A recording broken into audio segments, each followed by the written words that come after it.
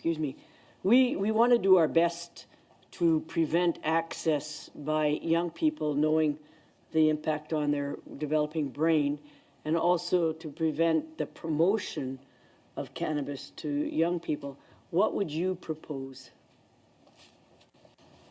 Okay, who wants to start on that? Oh, Mr. Conroy looks ready to go. The first thing that I would propose is that you read the recent article that came out last week. It was referred to by witnesses Emily Jenkins and Jenna Valeriani last Wednesday before you, that showed that the stuff about the developing brain was overstated, and that after short periods of abstinence they could find no problems in terms of cognitive deficits. So you put brain and young person or child together, it's an emotional term and lots of people are upset about it. But if you go back and look at the fact that we've had people using cannabis at various ages for as long as I've been practicing, I say, where are the bodies? Where are the problems? You know, we're finding out that from legalization, we are now getting to some people coming forward and finding out some statistics. About 2% of the youth was the study that I read that are having problems. So it's not a huge problem that it's being made out to be. And you know, I think that one should consider we move forward and we are going to find out.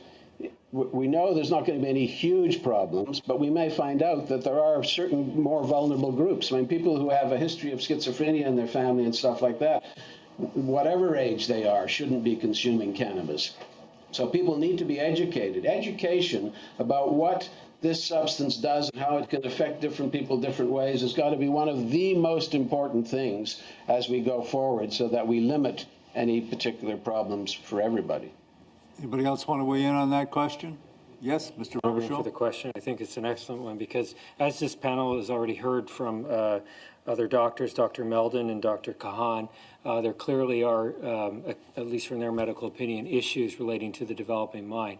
But I asked the Senate to reflect back upon that, and the sentiment there, as I remember, was that you're not going to be able to eliminate an underground market. And what I would say, injecting the legal aspect into that and dealing with youth who come before the criminal justice system, is we have to be very, very careful that we do not identify, allow youth to identify as criminals. This is such an important part and recognized within the Youth Criminal Justice Act, because once a youth identifies as a criminal, it's very hard to undo that. To use a very Canadian example, a young hockey player is always a hockey player, and one can't, even 20 years later down the road, you're still going to identify. So to answer your question, I think more steps need to be taken to ensure that youth are just never put into the criminal justice system. And ironically, that's how we're going to protect them, because the underground markets are going to get to them, and they need to be able to equip to deal with that, or we need to cut out the legs of the underground market to say there's no profitability in it. Because my concern as a criminal defense lawyer is that these harsh sentences are simply not going to deter organized crime, and they are going to go after youth because that is now their market. And combine all of those factors, I think we're working against both the Cannabis Act as well as the Youth Criminal Justice Act in protecting youth. Okay, Mr. Friedman. To build on what Mr. Robichaud said, and I agree completely, but to me it's sort of counterintuitive in the sense that if the medical evidence does support an increased risk with respect to youth, and I understand there's a debate in that regard, the criminalization comes at the wrong end.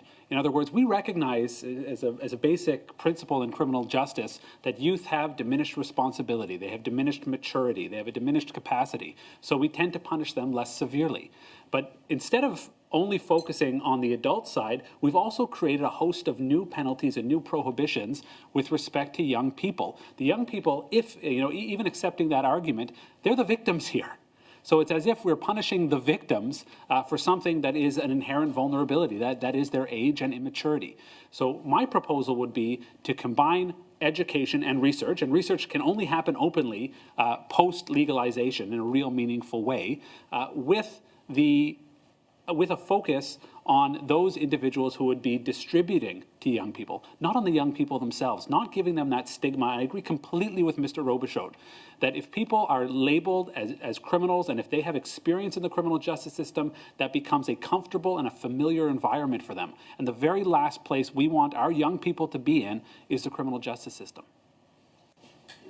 Okay, follow up. You, I haven't got time for a follow-up. I'll put you down for the second round, though.